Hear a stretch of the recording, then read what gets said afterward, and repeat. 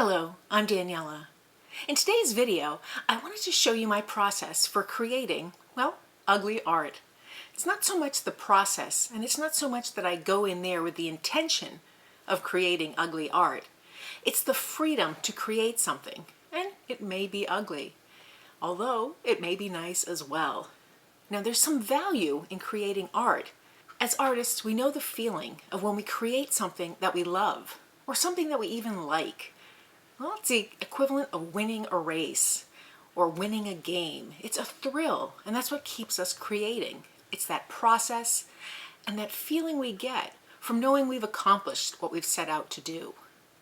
But did you know that there's value in creating, well, ugly art?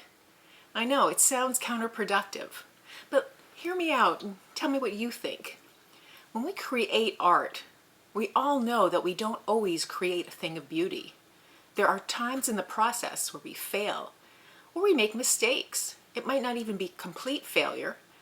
And sometimes those failures are the learning process. And without them, we wouldn't have learned those valuable lessons. Think of it when you think of a child learning something. They'll make a lot of mistakes before they actually finish tying their shoe, or writing their name for the first time. We don't discourage them, we encourage them. And that's what we need to do as artists. We need to encourage ourselves. Now that might mean giving yourself the freedom and the kindness to just create and to do something completely out of your comfort zone. Let me give you an example. I love to do artwork of all sorts, and I love to dabble in new to me artwork. Because I give myself this freedom, I've worked with stained glass and glass fusing and all these other projects that I've always longed to do, but found a million reasons why I shouldn't do them. They weren't things that I necessarily vocalized, but there were things that I told myself. No, it wasn't necessary, it would take too long to learn, I don't have the tools, I don't know where to start. But you know what? One day I decided, that's true, all those things are absolutely true, but I'm going to start anyway. And I spent a few years creating stained glass, and I loved it.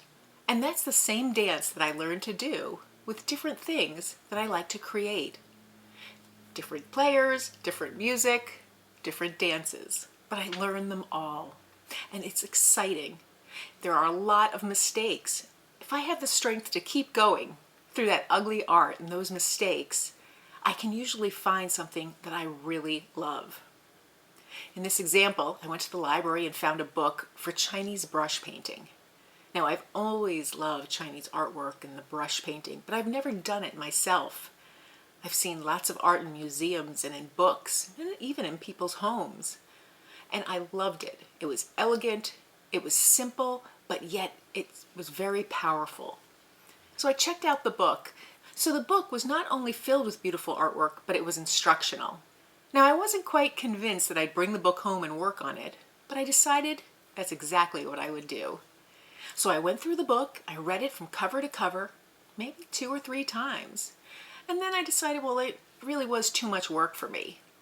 It was so much learning, I didn't have the right tools, so I set the book aside. But then I came back to the book and I said, I don't have the exact tools they call for in the book, the particular inks that they use, but I do have watercolor inks. And, well, that will work. I have watercolor brushes. So I decided I'd try my hand at Chinese brush painting, my version. It wasn't completely authentic, but I was inspired by what I saw. I decided I'd start with one of the images first, and if it didn't work out, I could always quit. And then I was hooked. The image, well, I made it a few times, a couple of dozen times. I loved it. Not all of the images were good, many were ugly, but I loved it. So I painted that first image and I really enjoyed it. I decided I'd go through the book and paint all the images that inspired me. So I think I painted about 90% of them. Let me show you one process of where I painted one of the images that I just think is stunning. Their work. My work, well, it came out better than expected. Well, let me show you what I did. I started by using the watercolor paints and just on a little piece of paper. The little piece of paper was less intimidating for me. I could create it, and if I made a mistake, well, if I tossed it out, it wasn't a big deal. I didn't feel like I ruined the page of a book or I had to tear out a page of a sketchbook. But I kept having fun with it. I made some errors along the way. The colors weren't the exact ones they used on the page, but I really loved the combination of colors anyway. And then I really started to really love the image that I made. So I created that piece. It took me about 20 minutes. I liked it, and I kept going with it. In addition, I found little scraps of watercolor paper in my supply, little scraps that I keep, and I decided to paint little images on them. And let me show you all the images that I created. So here's the book that I found at the library that I was intrigued by. I've always been fascinated by Chinese brush painting. I studied it for a while, not to actually complete, but just to observe and learn about. And I have a friend who collects Chinese art, and it is just gorgeous. So I've always been drawn to it. And so I checked out this book, and I realized very quickly that the pages are gorgeous, and it gives all these techniques, which surprised me. I knew the book was instructional, but I really found this one to be just a beautiful instructional book with beautiful photos and lots of inspiration. So I decided I'd finally try my hand at it. Now it talks about actual inks to use. I didn't use any of these inks. I just used watercolors. But that's how you can vary making the topic work for you, using what you have, using somewhat you're familiar with, and some things that you're not. So the things that were familiar for me were the tools that I was going to use, the watercolor and some watercolor brushes, but you don't have to have anything familiar. You can be brave and just jump right in. I decided to use just watercolor, just a few colors, and I really was intrigued by starting this technique. So I came up with my own versions that I see here on the pages, and I just think they're fascinating. So let me show you those. So taking inspiration from these gorgeous drawings, I decided to try my own hand, and I gradually jumped in. At first I thought, well, there's just so much in this book, I don't really know where to start. So I decided I'd start with these beautiful birds. They give you the instructions here. They look very easy to do. I didn't find them very easy, but I didn't find them all that complicated either. And I came up with these beautiful birds. Now some are really beautiful and some are really not.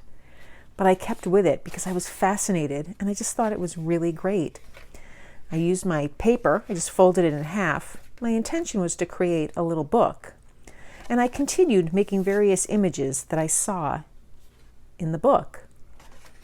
Here's another bird, and a lily, and some flowers. I tried my hand at a landscape, and some pears, some greenery, some ladybugs. It was really very enjoyable. I just went through the book, took inspiration from the photos there, followed the instructions, and then just continued to play around.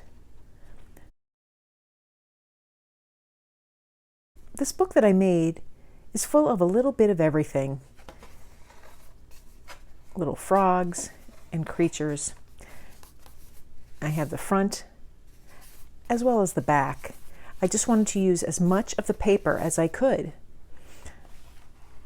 The book is just exquisite, and it was a really enjoyable process. It was a little intimidating because the artist who created the book is so exceptional, and my work does not compare. But I was really involved in creating these pieces, very mindful, and that practice was extraordinary. I decided to create a few other pieces as well, based on some of the images in the book. Something simple like this I can use in my journals. Or a little bumblebee. I put some washi tape on there just to make that a little special, make a little tag. I have a little bird. And then I have my favorite bird that I started the procedure with. So now I have my images that I painted and all the pages that I worked on. I think I'm going to bind this together. I'm not quite sure yet, so I'll give that some thought. But I have these little images that I can tuck into different journals. I can even tag them onto the pages here, holding them in place with little clips. And I just love that. This was a great learning process for me. I enjoyed learning a little bit about Chinese brush painting, the actual application of it, creating it. And I have a soon-to-be little book that I made with some images that I'm quite proud of, some that I can see exactly what I did wrong, some that I just had fun with. I love these rocks. They're very abstract. I love the way the colors bleed. Just something unexpected. And so that was very inspiring. It recharged my batteries, made me feel great, and it was worth it. So that's one way that you can branch out of your comfort zone and use artwork to invigorate you and inspire you. So that's how I went out of my comfort zone.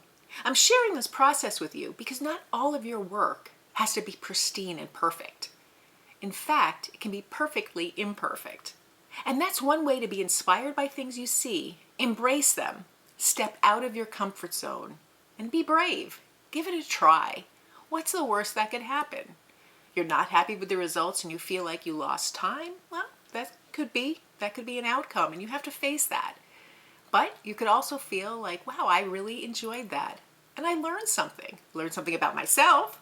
I learned something about the creative process.